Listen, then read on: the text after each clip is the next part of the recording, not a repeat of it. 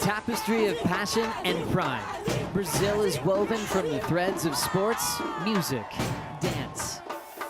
At the beating heart of its beach lifestyle, Rio's breathtaking landscapes, sun-drenched beaches, and contagious festival energy reflect the limitless joy of the Cariocas. The sounds of samba will follow huge crowds to the sands of Saquarema for the ninth stop on the 2025 World Surf League Championship Tour. History will be written among the rhythmic chants and thunderous roars of unwavering loyalty as the world's best clash at the Maracanã of surf. The pursuit of the WSL Finals continues at the 2025 VIVO Rio Pro presented by Corona Cero.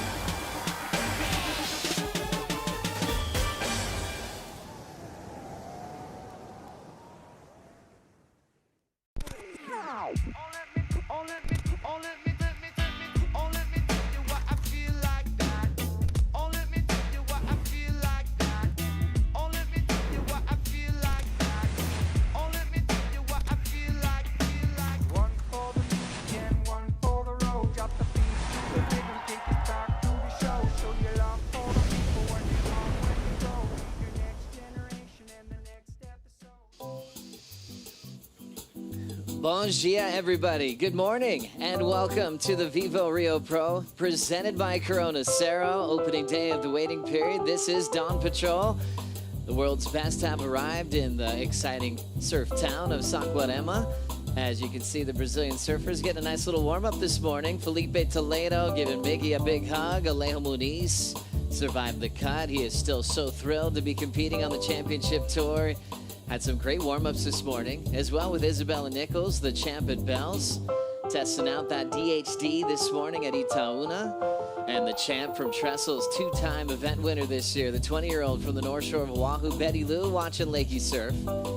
Lakey Peterson had a nice dinner with her friends and her coach and was actually sitting right next to Lulu.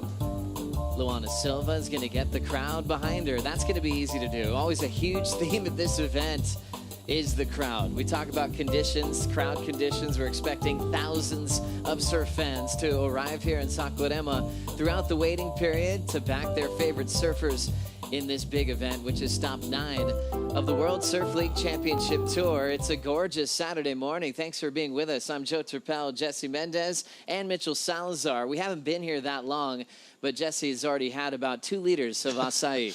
How's it been, Jesse, to come back home to Brazil? I mean, I haven't been home for such a long time, so I have to catch up on all the acai that I've missed. So, yes, acai Mulek. That's right. Well, Saquerema, you've had some big heats out here in the past. Talk about the energy, especially when you're a Brazilian surfer paddling out for a heat. I mean, the feeling's probably second to none on tour. Yeah, it's one of those that you really try to control it. Like before you heat, try to keep a good pace and like your heartbeat lower. But as soon as you start walking down and you hear all the crowd, mostly in like a midday afternoon, that everyone stacks up and the tide gets high, everyone gets compact. It's hard to hold it. Loudest cheers on tour, Mitch, by far. 100%, and what makes the spot so different to everywhere else, for the Cariocas and the Fluminenses, it's not just a surf event. It's really a lifestyle, and to be able to see this and witness it in person is just always sensational. Well, the world's best was just in Southern California, now flying across the world to South America here in Brazil. Let's bring you a really good look on where we're sitting on this planet, brought to you by Natura Kayak. We'll break down the travels. Most people went from Los Angeles Airport, stop over in Miami, then it's an 8-hour flight to Rio de Janeiro, and about a 2-3 hour drive, depending on your driver. Yeah, traffic to get to driver Saquarema. and traffic. Mostly like coming in, obviously with this, it was a long weekend with the holiday we had, so we landed in this beautiful Bahia in Itaúna. It's amazing. This spot right here can hold a lot of swell, too. We're talking about a world-class wave that, when it's truly on, gentlemen, we're talking about maybe one of the best spots on tour. Can get significantly larger than we're probably going to see that during the next few days. But overall, you see right there that basin in the back, Joe. When it's raining, we got a lot of sand flowing through there, but different types of swells that come through here in Saquarema. And to me, there's a lot of potential to see some excellent waves later on this week at this break. Certainly, you can see that sand flow from the river mouth over at Bahia, and you see those longer period swells that really refract into this region. Shorter period kind of goes in nice and direct. As you can see the setup by that outcropping, most likely where most of our heats will be surfed, right at Itaúna over there, Jesse. Yes, I'm excited to see how it pans out. We do have a lot of swell in the forecast. Obviously, today a little bit smaller, but yeah, there's lots to see. I remember there was a contest you were in, Jesse. It was a QS event back in the day, and it actually had to be extended in the waiting period because it was too large. Caught everybody by surprise. No one even had boards prepared for the size of surf that can come here at Saquarema. Yeah, long story short, I remember just Corey Lopez coming into the contest direction and said, if I have Ian Walsh with the best of skis here, I wouldn't pedal out today. So when I heard that, I was like, I was 18. If he doesn't want to pedal out, Corey Lopez, I'm out. Good reflecting back on the history here at Saquarema, but it's time to get the Maiteha official call for the morning as we say bon dia to Rachel Apollonio. Bom dia, good morning everyone, good morning Renato. Good morning, bon dia. Bon dia, I'm very excited to be here, stop 9 of the tour. How good is to be back in Brazil? Such a pleasure to be back in my home country and a beautiful, magical morning, another one in Saquarema. Sun is out, light breezes, but unfortunately the surf, which was already expected, is very small today, only 1 to 2 foot, half a meter of surf out there. We're going to call the event off today.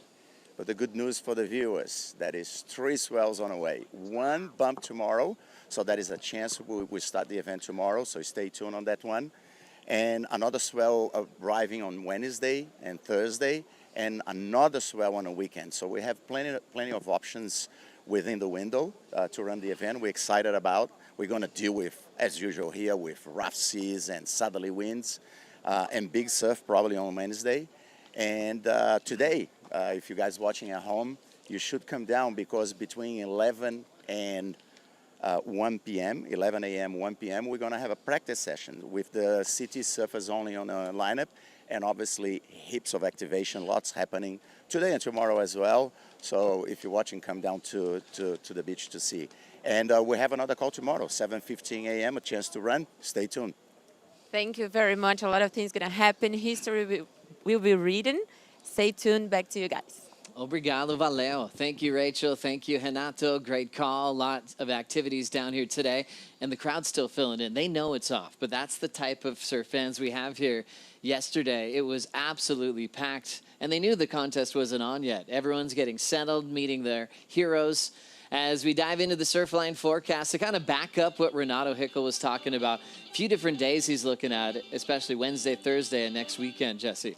Yes, and like he mentioned, we just got to watch out for the wind a bit, mostly on the first day of the incoming swell. It comes with usually south winds, and that's pretty normal for this time of the year, but as soon as that wraps around, it's going to start to get very good as the week comes in. So today and tomorrow, a little bit on the smaller side, but getting better through the week. Yeah, and you can see right there, offshore in the morning, which is very typical right here for Itaúna, onshore in the afternoon, but that should start bringing some waves. But for the next few days, gentlemen, tomorrow I think has potential already to potentially, run a few heats. But as Jesse was saying, Tuesday going to be a bit onshore. Wednesday looks amazing, though, and especially with those winds from the southeast. Onshore turning into sideshore, I think it's going to be a real fun day. Awesome. Remember now, we only really need 3 full days to complete an event post-cut. So we've got a lot of great options, starting off small. So a nice way to ease into this event. Days off, but next call is tomorrow to potentially look at that bump on Sunday here locally in Saquarema. When we look at the draw, we're getting to a part of the year where we're really focusing on the top 5 and who will be there. There's some new faces coming into this event that can play a serious spoiler role in the world title race. As we look at who's in, we've got a wild card from Ubatuba, Sao Paulo, Brazil, Gabriel Klausner in the mix. This guy's exciting above the lip, loves getting barreled. Looking forward to see how he handles the championship tour. We got Pedersen Crisanto back. Guy's been on the CT full time. He also received multiple wild cards as a teenage phenom in this event.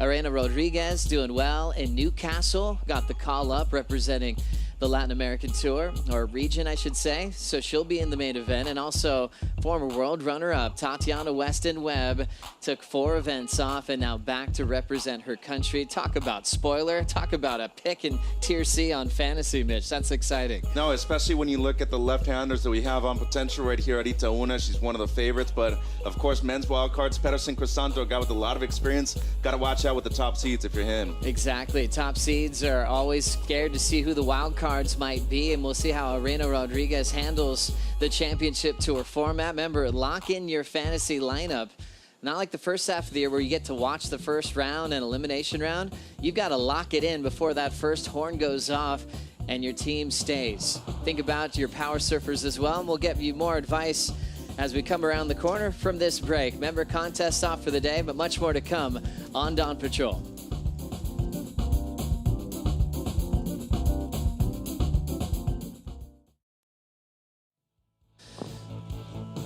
Last stop of the season at Lower Trestles, we saw total domination from Bettylou Sakura Johnson, the surfer from the North Shore of Oahu, picking up her second championship tour event win of her career in this same season in 2025. She surfed so well. She actually had 7 excellent scores from start to finish from round 1 all the way to the final, including 2 nines. One of those 9s in the final to beat Molly Picklum. What a show that was, Jesse. That was incredible from Bettylou. And Joe, you got to break the ice. You got to learn how to win an event. Once you get there, it's easier for you to replicate, and that's what she's doing.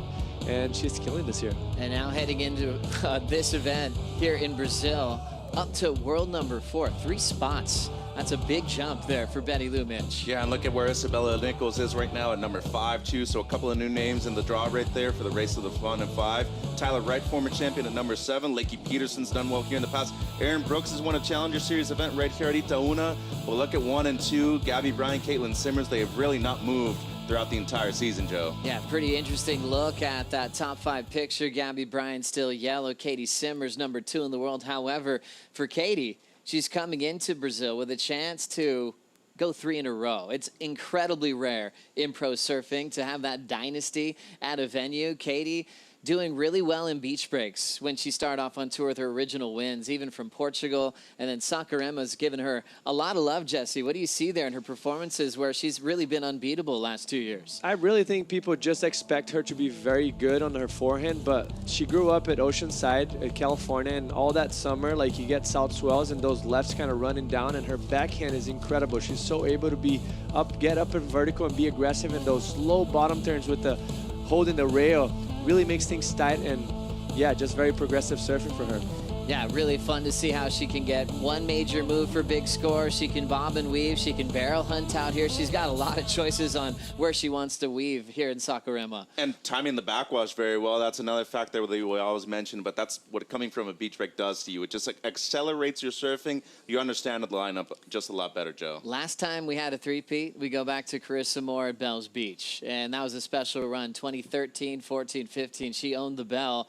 And that's what you call a dynasty, right, Mitch? 100%. When 3 in a row, you're owning an era at a venue. One thing that might change things up in the opening round, we have a crazy wild card in the opening round with Caity Simmers. It's the goofy foot Tatiana Weston Webb, former world runner-up. After taking 4 events off, Mitch, she's back. Oh, yeah, and she's won at different locations on tour as well. 4 career CT event wins, 3 WSL finals appearances, the silver medal at the Olympics last year in Tahiti, but most importantly, one of the best 10-point rides ever in female competition, Joe. She's looking for her first victory right here in her home country of Brazil. Could potentially be the one with no pressure. There's so much that goes into those Olympic preps, obviously accomplishing so much in the world title races, former world runner-up.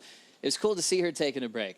Jesse, what did you guys get up to the last couple months? Well, I also did have a break on the Australian leg, so we were capable of actually bouncing around a little bit. We went to Indo and we got super barreled, and that's always refreshing for a surfer that's been on the road for almost 10 years without missing an event, and she's just smiling everywhere after that trip, you know? Boat trip with a bunch of friends and scoring perfect waves with empty lineups. Not all the time, but a lot of times we did. Oh my gosh, what a great idea. And we've seen that formula work. Caroline went on a boat trip, came back to a world title. Well-deserved break for Tati, but we are so thrilled that she's back in the CT jersey.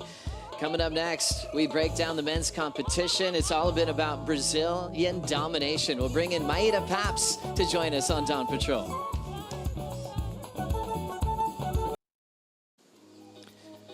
Good morning, everybody. Bom dia. The contest is off for the day, but a great opportunity to check out your fantasy lineup. Go play now on WorldSurfLeague.com. Even if you've missed playing at all the events this season, you could sign up for a squad, Tier A, Tier B, Tier C. Make your teams all solid with a power surfer that's worth double points and get that in before the first heat starts. Thanks for being with us. It's off today, and now joining us is Maida Paps, who does the call on the Portuguese team for WSL. Maida, first of all, Good to see you. And also, must have been a really fun season so far on the call for the championship tour. Yeah, thanks for having me. It's a pleasure to be here.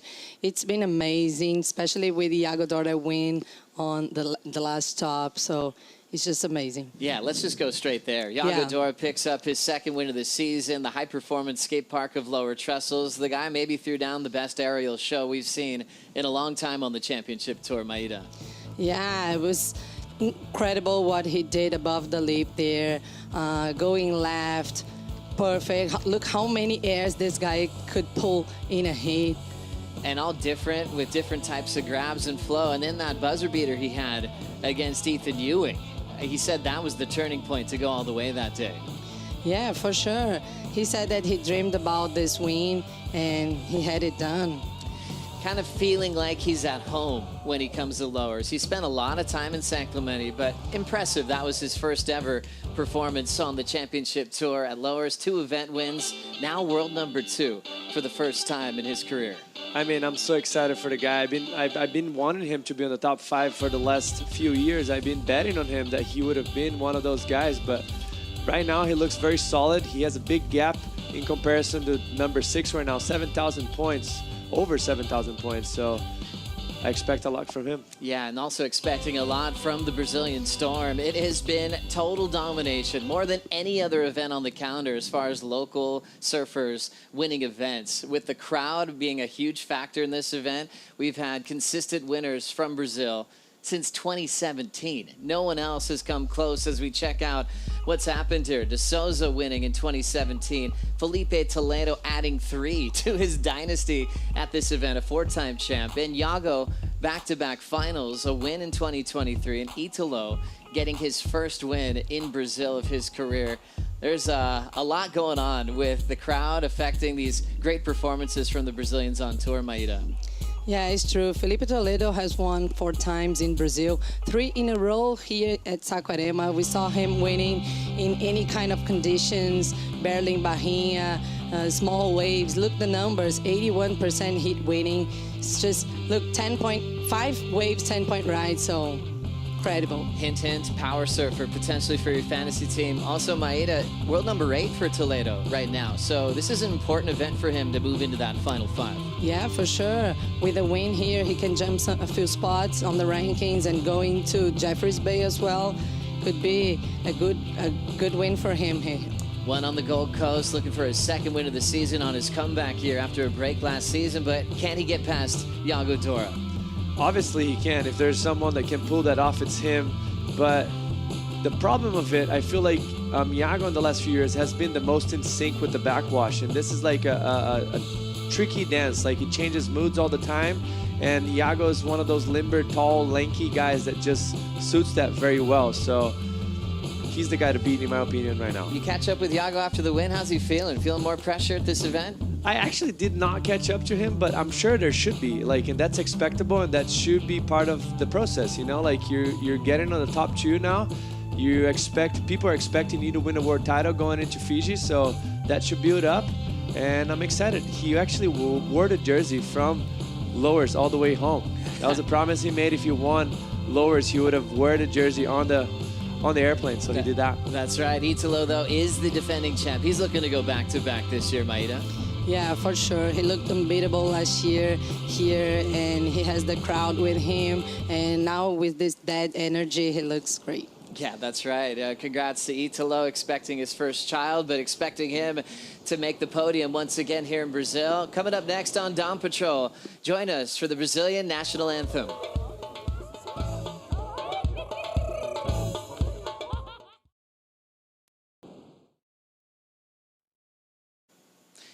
Welcome back to Dawn Patrol. Now let's listen to Unidos do Tigre perform the Brazilian national anthem.